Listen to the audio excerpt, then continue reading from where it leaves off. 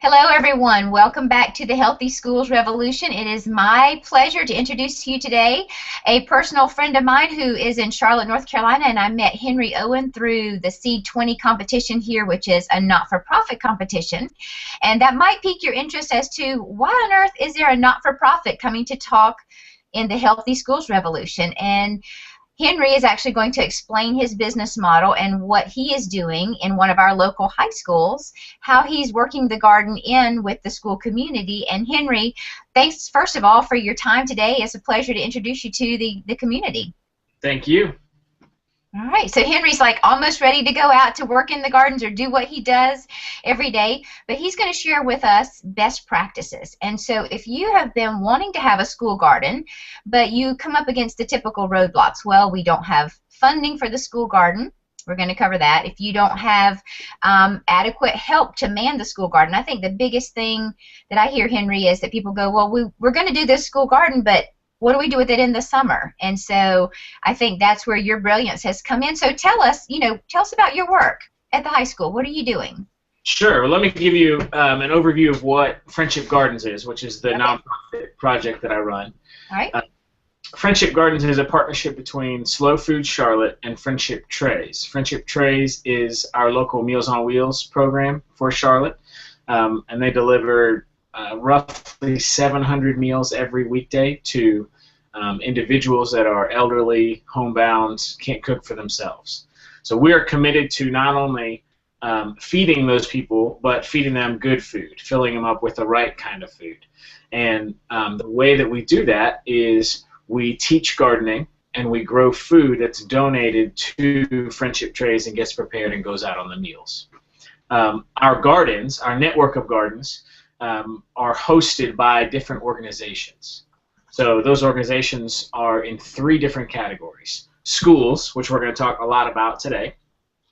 Okay. Churches, and other nonprofit agencies that might use their garden as a therapy garden for their residents or the people that they work with in their nonprofit. So each one of our gardens, and now we're up to 75 of those gardens right here in Charlotte. Are you each one, quite a bit. Each one is teaches gardening in some way and donates a portion of their harvest back to Friendship Trays, so we can be part of this larger mission in the city of feeding people. That is cool. Thank you. It is a very fun thing to work on. And the school gardens are, we have school gardens that are located at elementary school, all different levels, elementary, middle, high school. We have a couple colleges here in town that actually have gardens. Actually, even before elementary, we have a couple daycare facilities or church daycare facilities that have gardens as well. So we're in every kind of school. We're in public schools, we're in private schools, we're in charter schools, we're in all different kinds. So we love to work with kids in gardening. You know what's interesting is you just said as a community service project, which I love you bringing in the component of the kids actually growing the food and then knowing it's going to help others in need. That is an extremely, I don't even know what to say, just a very heartfelt mission that's on. But are you doing that because you can't take the food into the school and cook it? Is that why the food is going outside of the school? Partly.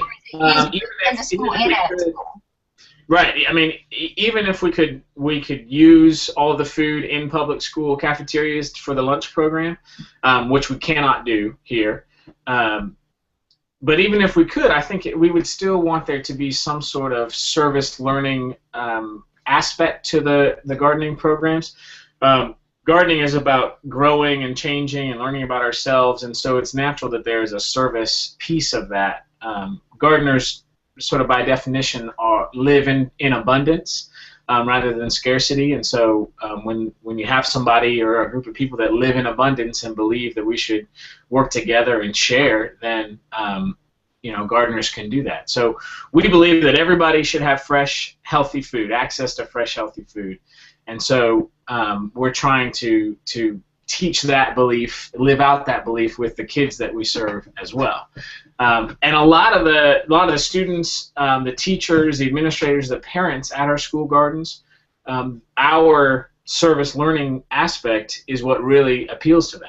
We host field trips all the time where classes or the garden club or whoever's doing the majority of the work at the school garden will come to Friendship Trays. They'll bring some harvest with them, weigh it in on a scale so they're getting that math learning. They'll log it into our computer so we can track it. They put it in the refrigerator so we can use it in the meals the next day. But then they get to see the whole process. They get to see the kitchen where people are cooking. Sometimes they even drive a route. They take meals and they go and get back in their vans or in their school bus, and they'll go and deliver those meals to the people that they're helping to feed. So it's really making that clear connection that, yeah, we're gardening at our school, on our school campus, but some of the food is going to serve these people, and I get to go and meet them and see that interaction.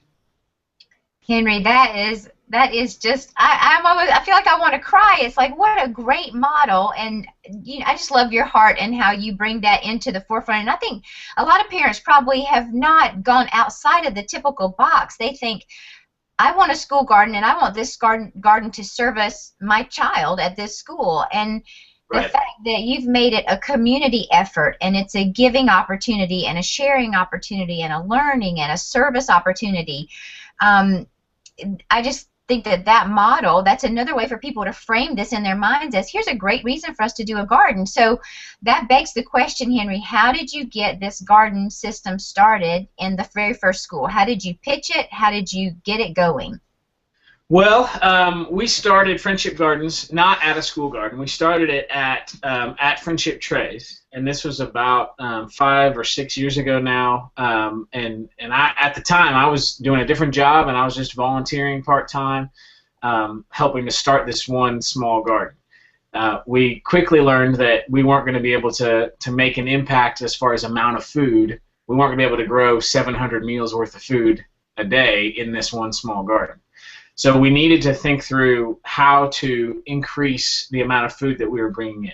And the solution that we came up with was this community solution where we work with different organizations, schools, churches, and nonprofits to help them start gardens, teach them how to take care of it, give them support in training, seeds, plants, answering questions, helping to set up the garden.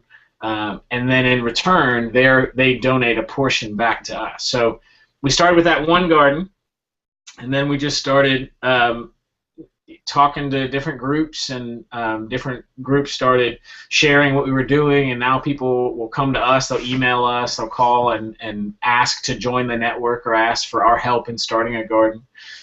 So it's really sort of snowballed from there.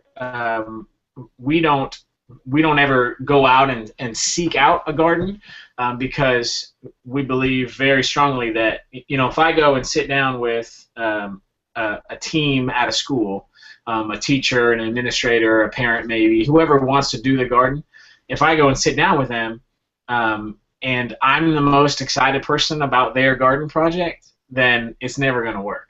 It has to be their garden. One thing we learned is that it's the easiest part about the whole process is building some boxes and filling them up with soil and having a build day. That's the easy part.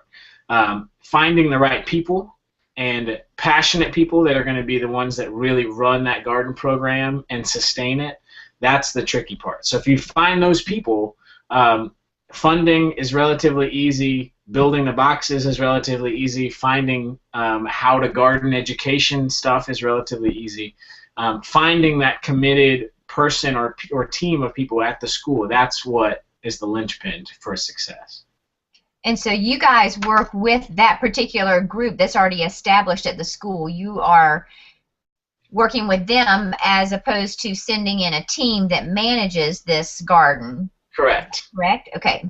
So there's really two ways that school gardens or any of the gardens join with us or start working with us. One is they do not have a garden already, and they want one, and so there's somebody at that school that's interested. It can be a teacher, it can be a parent, it can be the principal, it can be a PTO member, it can be anybody, but somebody at that school is interested.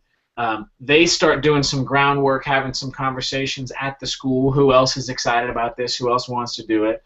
And then they contact us. We go and have a series of planning meetings with them to talk about their goals, what they want out of the garden, how it's going to run, who's going to do the work, how we can support them, and then we help them put together a build day with either our volunteers or theirs, or a hybrid or both.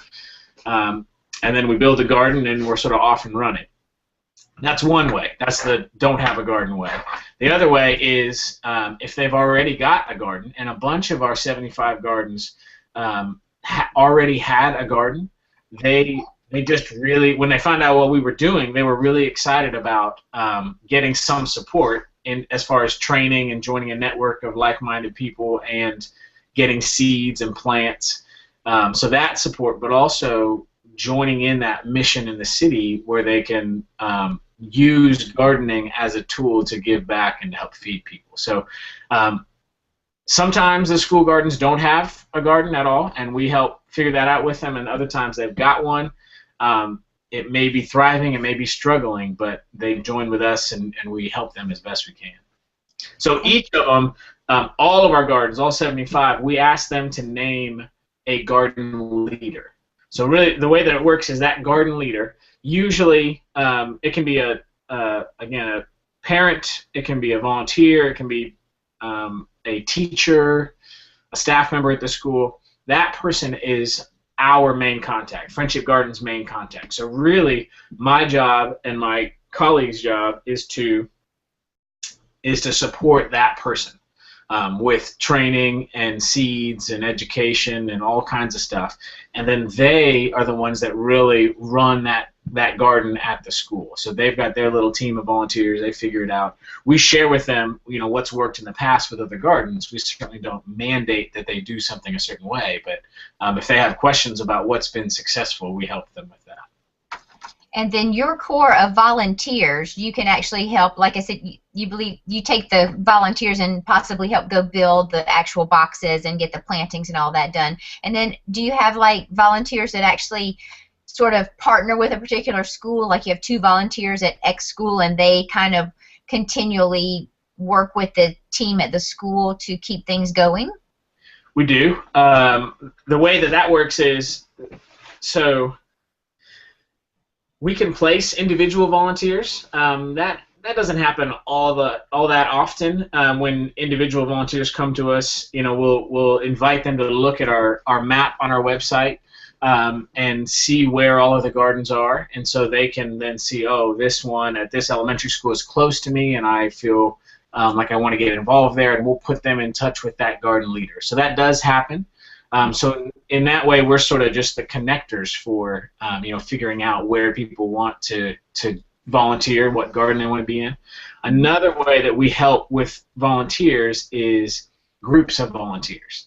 So we've been around long enough now that we have partnerships with lots of large organizations here in town, whether they're churches, schools, businesses, but also a few other nonprofits that do large group volunteering, like the United Way, Hands on Charlotte. There's a couple other ones, but they will. I get emails all the time from let's say Duke Energy will email me and say, we've got 25 volunteers on this Saturday. Do you have a garden for us? And so then I will call my garden leaders and say, hey, I've got this group. Do you want to host them in your garden? And so I'll sort of send those groups out to the different garden leaders. And that's a great way to get a lot of work done all at once. So it's often very helpful once or twice a year to have just a infusion of labor hours to get the garden ready for the next season or to clean it up or whatever it is. So we do help place individuals, but we also do that group volunteering, so one-time group volunteering as well. And I think the most important thing to take away from this is people might be sitting there going, well, I don't live in Charlotte, so I can't harness Henry's talents and his team. But you can go to Friendship, so it's www.friendship-gardens.org. And Henry has a great resource tab there for you. And we're going to have a little bit more discussion, but for those of you that are, I want to keep you involved in this thought process, because just because Henry is not in your backyard doesn't mean that his model is not applicable. You could apply it anywhere across the country. And so I hope that each of you parents, teachers, school administrators that are listening to this take away what you can do. Please don't think about what you can't do. I want you to think about what you can do, and what you can do is look to your large organizations, large businesses in your community, and just talk to their, Henry, who's the department that you would say, is it corporate giving possibly? Possibly. A lot of times they'll have a community involvement department, or somehow they're wanting, or even marketing. I mean, if they want to get some PR. Well, right, then they should be doing this out in the community. So talk to them. Another resource for volunteers is interns. We've been fortunate to have a handful of summer interns the last couple of summers. Absolutely. And those come from colleges here in town. And so if you're starting a school garden or a network of school gardens, and you want to take advantage of, want to partner with some interns, then you need to, the best way to do that is to call your local schools, local colleges, and talk to the counselors there, the career advisors, and let them know what you're doing, and they'll keep you in mind for when the internship season comes around so that they can help place somebody there. That's great. And you also made me think about the other thing is the Catholic school system. All the children in the Catholic school system in middle school and high school are all required to have community service hours every quarter of every year. So that is a huge, there are Catholic schools in just about every community across the country. So you can actually just call their, call their office, their school office, and let them know that you have a volunteer opportunity. And then this also negates the blockade that people throw up. Well, our school garden is not going to be manned in the summer. So this is a way of whoever the lead person is at the school just can connect with, like you said, local colleges, college students, or local businesses to come in and just schedule a little bit of maintenance or harvesting. So there are lots of avenues to pursue as far as keeping your garden going, and it's volunteer efforts. And you're bringing together great ideas on resources within the community that you have tapped into very successfully. And if you can do it, then anybody across the country should be able to model what you have done and take that into their own community. So what would you say the three biggest steps are? Because I want people to walk away with at least 3 easy first action steps. And I think you mentioned one was to name a garden leader. Yep. Find somebody in the school that's super passionate about gardening. Is that what you would consider? Let's make that step 1. Yes, and I'd be careful about just your wording right there. You said super passionate about gardening. What you don't need, this is fine if you have this person, but don't think you need to have a master gardener going into the process. You can learn to garden. When we started the first garden there at Friendship Trays, I didn't know how to garden. They weren't paying me, so I didn't feel like I was ripping anybody off. I was just sort of learning as I go and volunteering. But the reality is we're all learning throughout our whole lives. Gardening is not rocket science. We've been, if it was, none of us would be around. We've been gardening for a long, long time, and it's something that we can learn. There's a lot of different resources out there. You mentioned our website. We've got a Gardening 101 book there that's geared towards beginning gardeners. There's a lot of information online and lots of different places to learn about gardening. So don't think that when you're starting up, you've got to have that person that's a gardening expert. You can find the information that you need. And frankly, at a school, adopt a perspective of making mistakes is also learning. Right? So if you're at a school and some bugs come and eat something, figure out what bug that is, identify it with your kids, learn how to take care of it. I mean, all of that is learning, which is one of your primary goals at a school. So you don't need that person that's an expert at the beginning. But to get back to your how to get started, so if you were starting up a school garden, what I would recommend is yes, you want to find a garden leader person. Maybe that's the person who's going through this process, but you want to find somebody who's really, really excited about it, and then you want to start talking about the idea at the school, getting other people excited, maybe some of the students excited. You want to just start forming a little team. Then I think it's really important to work on partnerships. So look for organizations that are in your community that you can partner with. Maybe there's an equivalent to Friendship Gardens, that all you have to do is call them and say, hey, we're thinking about this, can you help?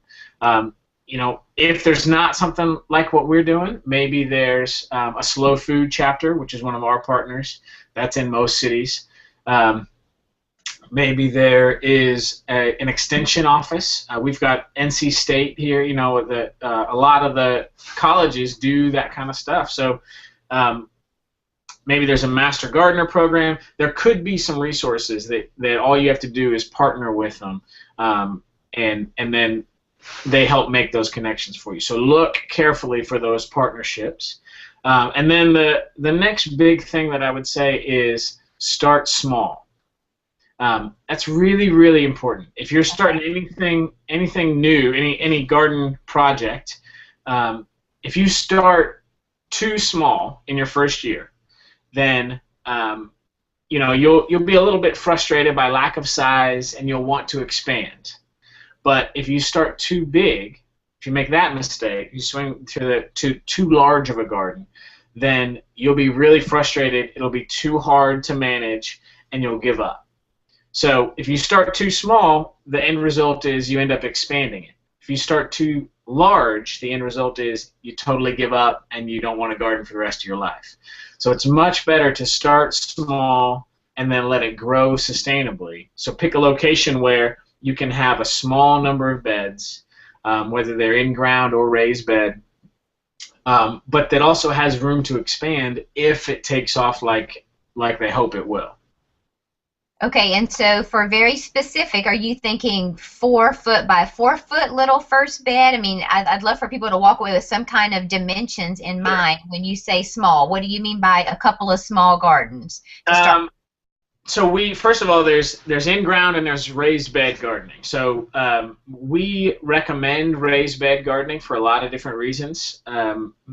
One is because we're here in Charlotte and our ground is red clay. And especially after they build a new school or any site, they grade it. So they smooth it all out, they level it all out, and that scrapes off any good dirt that's there, and you're left with this really bad, rocky, clay soil. So it's really difficult to grow in the ground without a lot of work amending it. If you do a raised bed, it does cost a little bit more at the beginning because you got to buy the wood, you got to buy the soil, but you will have you'll be setting yourself and your garden project up for faster success. And if you get that early success, then that motivates you and you want to keep going. You taste that tomato, and then it just snowballs from there and you'll be more successful. If instead you start with early failure, it just gets to be a challenge. You don't have that motivation building and snowballing. So what we recommend is raised beds, and we recommend 4 foot by 8 foot. Okay. We find that you can build them any size, but you want to keep little feet from climbing in your boxes. So you don't want kids or adults from climbing in there because they might step on plants. They'll step on the soil, your good soil, and it'll compact. It'll smush it down too tight, and then it's hard for the roots to move around. So it's better if we keep everybody out of the boxes. And what we found is that 4 foot wide is anybody can easily reach to the center of that bed from either side. So they can reach all the way in to pull weeds or to pick or to plant, whatever they need to do. And then 8 feet is long enough that it's a pretty good size. It gives you a harvest, but it's not so long that it's not annoying to walk all the way around it, right? You can still walk around it pretty easily. Another thing to think about is how you're going to interact with a class. Are you bringing out a full class of 20 kids at a time? Are you bringing out a half a class? How many kids need to be around that garden bed at the same time and focused and listening? So those are all just things to think about when you're designing your garden and coming up with that plan. As far as number of 4x8s that I recommend, there's not a magic number. We've got a school that started with one of them, one 4x8 garden. We've got a school that started with 6 of them. So, wow. However you do it, you can start with whatever number you want, but they're really easy to add another one the next year or 2 more the next year if your program and your people can support it and sustain it. I like that. And so the business mind in me is going, okay, Henry, what does that cost? So I have 2 questions for you. Number 1, what would it cost to build a 4x8 bed with and include the seeds? So that's question 1. And then the second question is if y'all had any success with Lowe's or Home Depot or any of these other big suppliers donating the materials. So to the first question, the cost of it costs around, for one 4x8, so we build 4 foot by 8 foot by 8 inches tall. Some people build shorter ones, 6 inches. Some people build taller ones, 10 inches or even 12 inches. We've found that 8 inches is plenty tall, and they grow well. And again, all of this is friendship-gardens.org resources tab. It's all up there, so people don't need to be memorizing all of this stuff right now. They can refer back to it. But so that size box, filling it with the right soil at the beginning, and seeds and plants costs somewhere between $100 and $130, right around in that age, per box. So it's not a huge expense, and if you can come up, one way to do it, is to think about, if you're thinking about funding for a school garden, there's lots and lots of school garden grants out there, and they're all, what we've seen is they're all mostly small amounts, $500, $1,000, but that's plenty to get some of these boxes in and get moving and buy a hose, and that's plenty of money for that kind of stuff. So that's one way to do it, is to find those garden grants. Another way is to say, okay, we know that here's a budget per box. It's going to be whatever, $120 per box, and let's say we want 4 of them. So let's go to businesses then, or groups of people, and say, would you sponsor 1 box? Even an individual could donate to sponsor 1 box and put their name on it, or whatever you want to do. So those are options that have worked in the past. Another, you asked about different hardware stores donating, that kind of thing. We have not had a lot of success with Lowe's or Home Depot. We have gotten a couple very small $25 vouchers from them for different things, but we haven't figured out the right channels or connections or whatever to get any serious funding for these projects that we're doing from them. Now we have some really, really good partnerships with a few of the smaller hardware stores in town.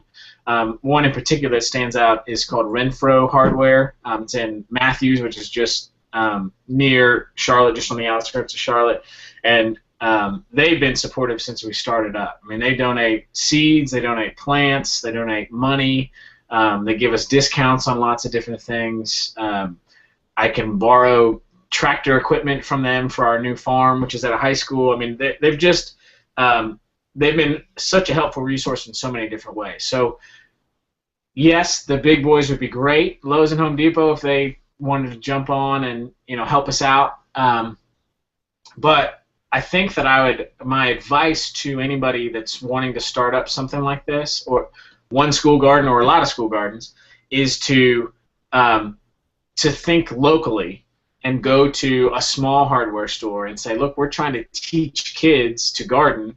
They're going to be your future customers, so help us with this project, because we're essentially growing your customer base for you.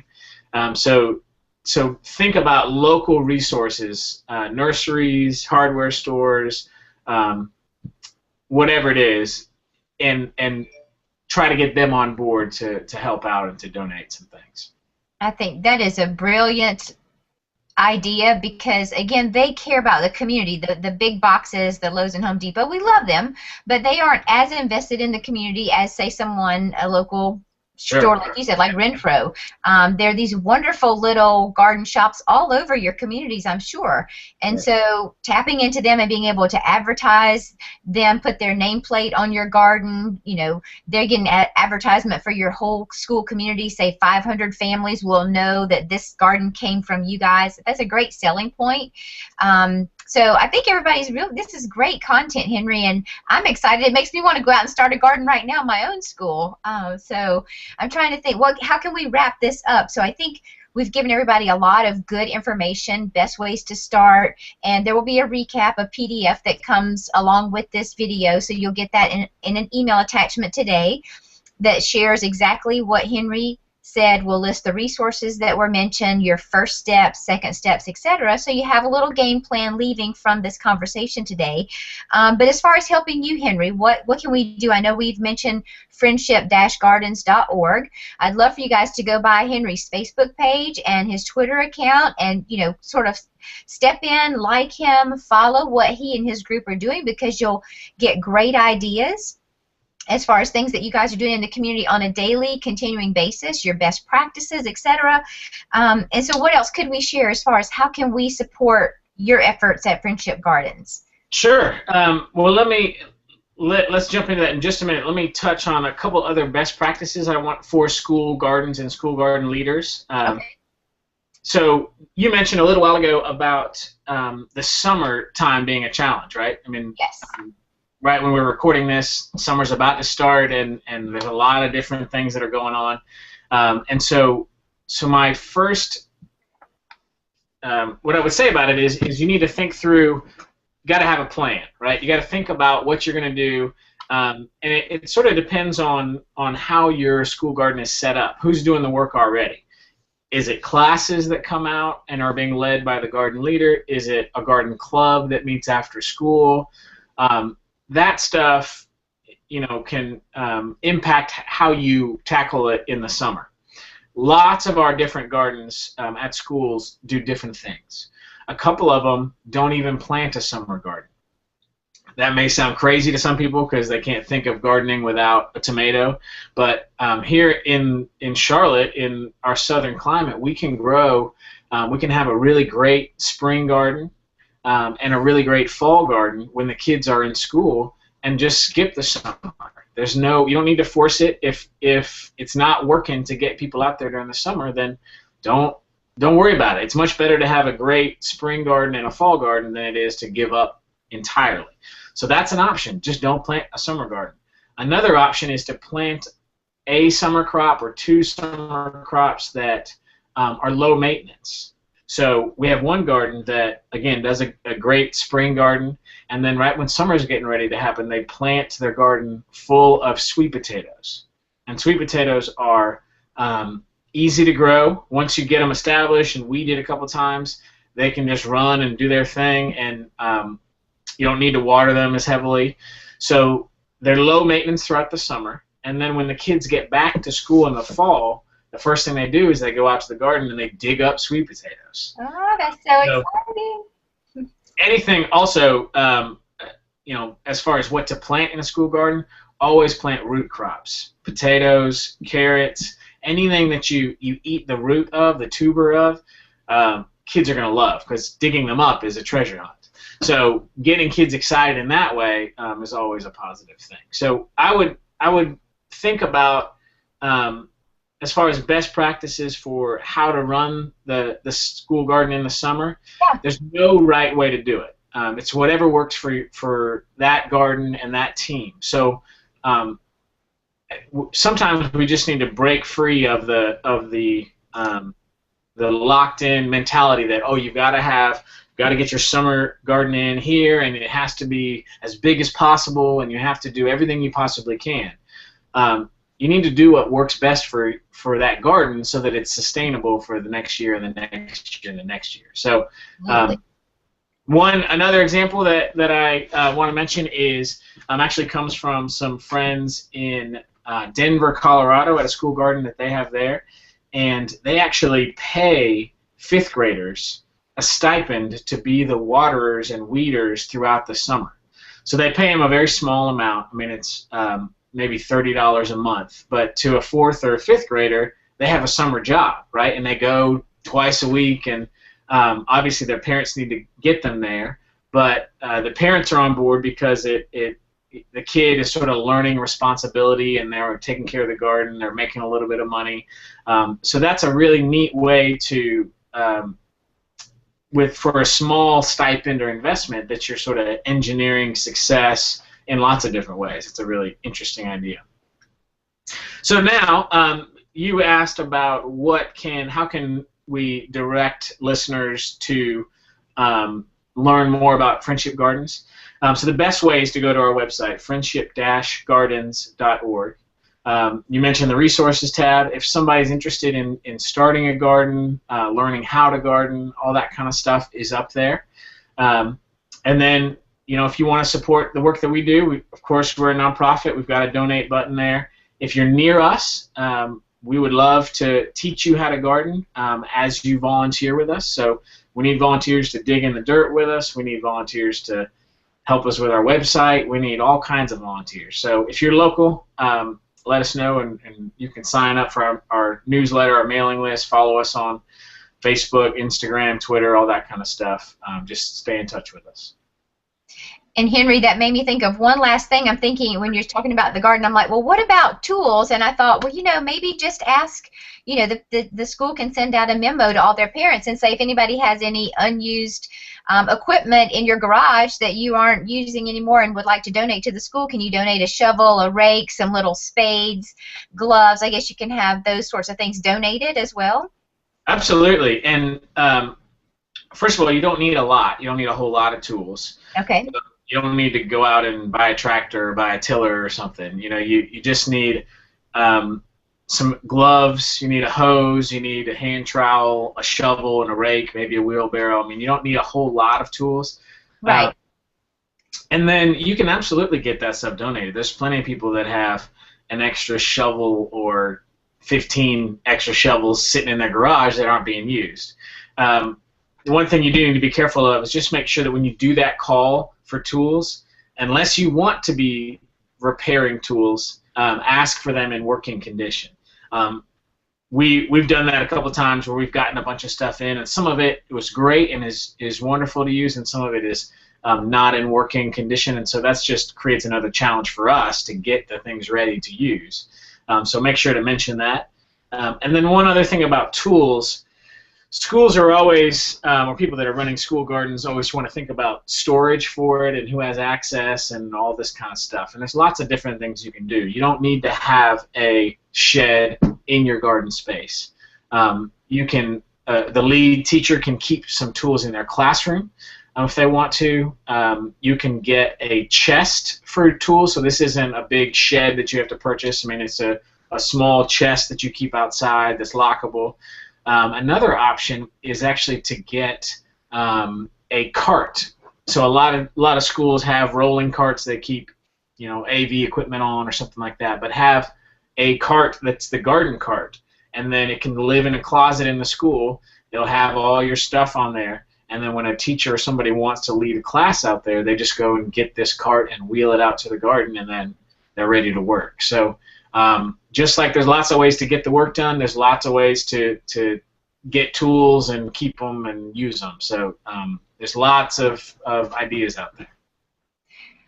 Well, Henry, I think I just want to go garden. I'm serious. I want to go like find a little garden and start digging around. I hope this conversation has inspired all of you parents that are listening, you teachers, the administrators. If you're having grand visions for a garden, it can be done. You can do it, and you should do it. By all means, it's so helpful to the children. It can be incorporated into their learning program. It can feed and sustain people in the community. There's just a myriad of wonderful reasons to do it, and so I encourage each and every one of you, don't let anything get in your way. Don't be overwhelmed. Take it baby steps. Just like Henry said, you don't even have to know how to garden, because you can learn with your children and make that part of the fun experience. Is, I don't know either, but let's learn together. Let's figure out as a team how to do this, and you'll get as much joy from running the garden as your kids will get from participating in it. So, Henry, your time today has been super, super valuable. I hope everyone will please go give Henry lots of love at Friendship Gardens. Make sure that you, again, tweet, Facebook, like him, support him, donate to the cause. Certainly if it has struck a chord with you, please go help Henry continue his mission so that more schools and children can get the wonderful food, and also the community can get access to this much better source of organic, healthy food items that we seem to be lacking so much in. So, Henry, thank you again for your time today, and we'll continue in our garden segment the rest of this week. Have a great one, guys.